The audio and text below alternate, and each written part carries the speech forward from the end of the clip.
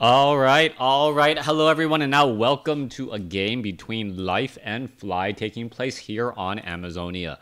I don't even really know why I say all right. I think it's because I do so much setting up. I'm like getting XSplit ready. I'm getting this ready, that ready. And by the time I'm actually starting to cast, it feels like a lot has already gone on. So I go, yeah, all right. Hello, everyone. So hopefully you guys are in fact enjoying everything that you're seeing here as things are getting underway.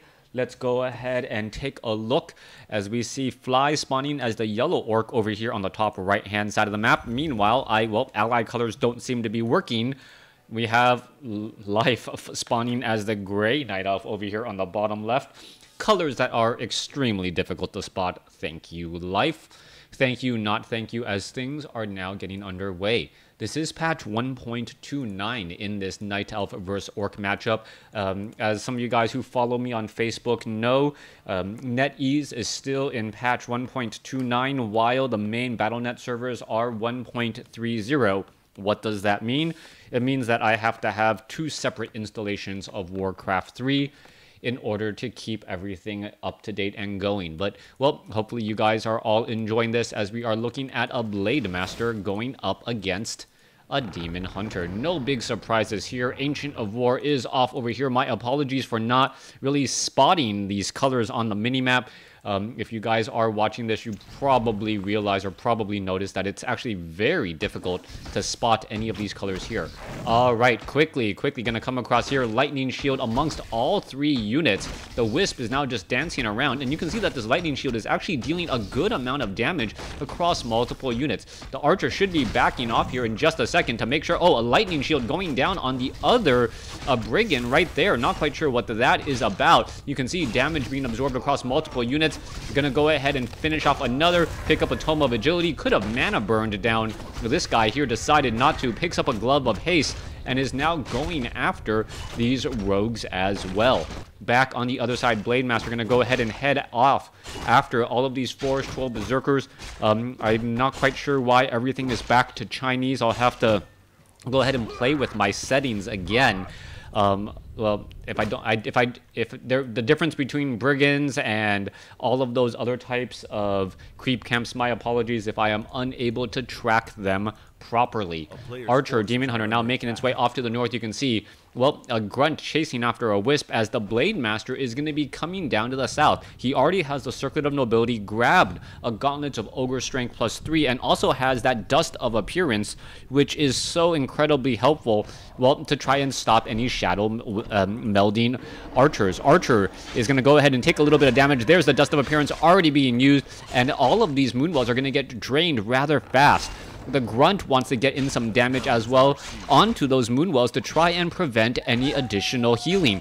So far, that Archer is taking so much damage, waited for the Dust of Appearance to come to an end before actually making its way back out again, as the Blade Master, down to 89 hit points, forces a cancellation on a Moonwell, and now making its way back out once more. All right, let's take a look at this. This Blade Master dancing back and forth. The Grunt is in a very interesting spot here, as the Grunt is dealing so much damage. Another shot could do enough to try and cancel this. There it goes, another cancellation, as this Moonwell now needs to get up and operational. All right, Blade Master down to 60 hit points. A Wisp may be able to get in the way, as the Blade Master now heads back off to the north instead. Blade Master needs to keep that distance and keep it going. He does not have any healing salves, unfortunately, as the Grunt is still knocking on this Moonwell to try and destroy it.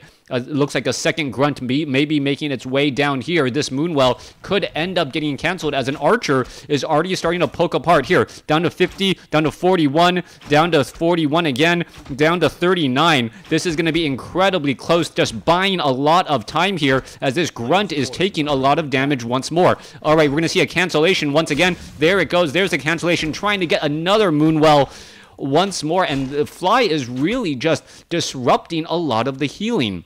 Now, it may not look like much, but not having those Moonwells affects the overall tempo and pacing of the game. You can see the Demon Hunter does have Boots of Speed, now moving around very quickly there. This low hit point Grunt is going to try and get into harm's way to try and protect that Grunt right there. And you can see a little bit of that box effect as, that Grunt purposely throws himself onto the hammer of a Kobold Taskmaster. Demon Hunter now still doing a lot of chasing. Naga Sea Witch has been added, and the Naga Sea Witch, if it was higher just seconds earlier, well, it is going to be able to take down a low hit point Grunt. Well, Cold Arrows, is it going to be enough? Another beautiful transition stop off there as the Boots of Speed transferred back over to the Naga Sea Witch, and that is going to allow, well, for an additional kill. Beautiful micro plays by both sides. But now, with the loss of, well, 3 grunts probably, you're going to see life in a great spot. Only experience on 2 of those grunts, but that is a tremendous amount of loss. 630 gold lost right there, if I have my numbers right. Is it 205 or 210 gold? My apologies if I'm off by 5. I am trying to remember all of these stats as they do keep on changing. Meanwhile, the Ancient of War and a Naga Sea Witch now going after the Kobold Taskmaster and these Kobold Tunnelers. Blade Master trying to come back from the other side here. Little bit of damage onto those archers, and Cold Arrows just making it difficult for the Blade Master to really catch up on that distance. There is Dust of Appearance. The archer is going to be able to get away. Tauren Chieftain now comes in with the Scroll of Speed. Is going to be able to catch up to the archer. Archer now running for the hills. Is going to be able to get there down to 28 hit points. One shot should be able to do it, and it gets the heal off in time. All right, lost gold opportunity there as well, as you're going to take a look. The Demon Hunter now gets up to level, well, almost level 3, just shy of level 3 there. All right, more Cold Arrows. Tauren Chieftain with that Endurance Aura trying to get in front of that Demon Hunter, doing a good job there, but the Naga Sea Witch with that Boots of Speed really closing in on that distance rather quickly. Tauren Chieftain is doing the best that it can, but even with that large body, just enough to protect that Grunt from getting taken out. All right, my apologies. The mini-map makes it extremely difficult to find the Demon Hunter, especially when it is in the water right here. Please, players, do not choose this particular color ever again. If you guys do watch my particular casts, then again, you probably don't, because, well, a lot of Korean and Chinese players here, not that they don't understand English, but, well, they probably watch Korean and Chinese casters. Anyways, Demon Hunter, Naga Sea Witch now making their way back off to the north. Blade Master, Tauren Chieftain using this little bit lull in the activity to try and take down these units. Are these Enforcers or Brigands? I do not really know. Vampiric Aura now given to the Blade Master. That's actually an interesting pickup, as the Blade Master now going to be healing, it looks like 5 damage every time it swipes. On top of that, the Tauren Chieftain's Endurance Aura makes that Blade Master attack slightly faster as well. That item is actually going to stay on that Tauren Chieftain and is going to help with the Raiders and all the melee units that an Orc army normally has. With that said, is it going to be enough? That is the question here, as the Tauren Chieftain wants to get to level 3. Tauren Chieftain going to go ahead and regenerate some hit points per attack there. Forest Troll Berserker in the back. Moonstone being used as well, as the Sasquatch finally joining in on the fight. Let's take a look at this. A little bit of healing going across multiple units. Every little bit of healing does in fact help boulder onto the poor Demon Hunter, as it now looks to back up again. Goblin Tinker is the third hero here. Demon Hunter into Naga Sea Witch into Goblin Tinker. Not typically your normal heroes. Normally have a Beastmaster in there, but the Goblin Tinker is, well, very, very powerful in that front line, as you can also see, yes, medium armor on that Pocket Factory. Does have 300 hit points though, but much more difficult to take out with range units. Not that we have that many range units aside from, well, I would actually take it back. The Raider or the Spirit Walkers will be able to have that ranged attack. And if it had heavy armor, then it would be taking bonus damage. But once again, we would have a Tauren Totem instead if this was patch 1.30. Blade Master going after an Ancient War in the center. Both sides just trying to build the proper army.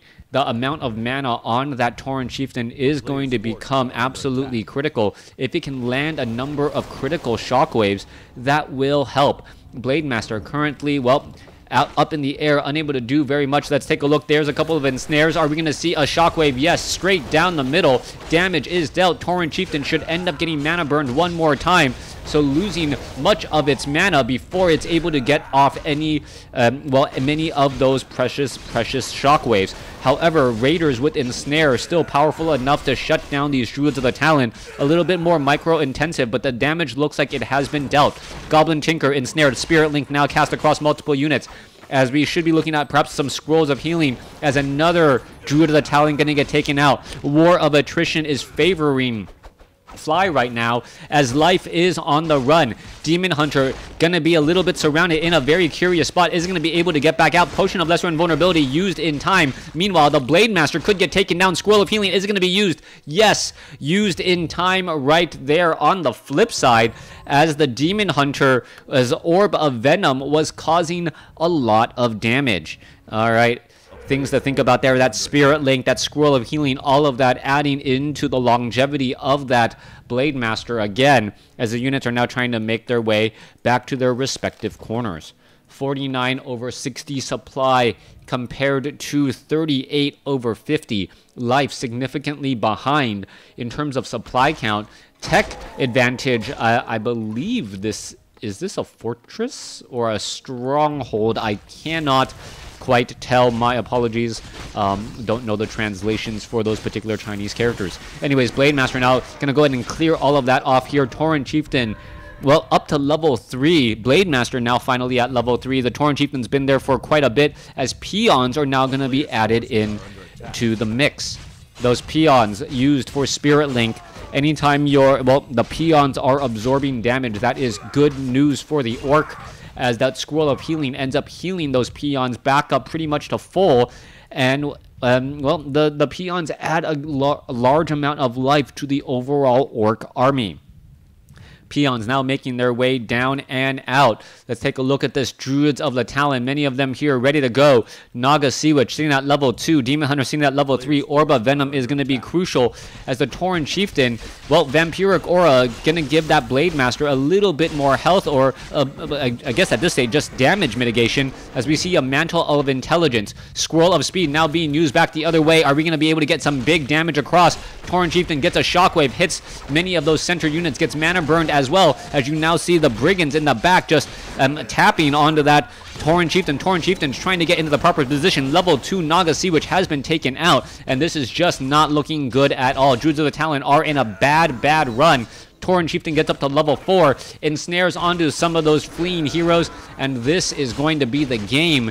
Early micro from both sides, picking off, losing a lot of grunts, but then in the end, somehow coming back. A number of key ensnares and a War of Attrition just goes in favor of Fly, as Life unable to hold on to this. Well, I think Life's going to be unable to hold on to this. Let's see if that continues to be the case. Both sides are still fighting it out here. Druids of the Talon getting taken out. There goes another ensnare onto some more units. The Goblin Tinker looks like it's about to get taken down, and there it goes. Close score relatively overall, but in the end, Fly takes the game. Thanks for watching. Thanks for listening. Hope you guys enjoyed it.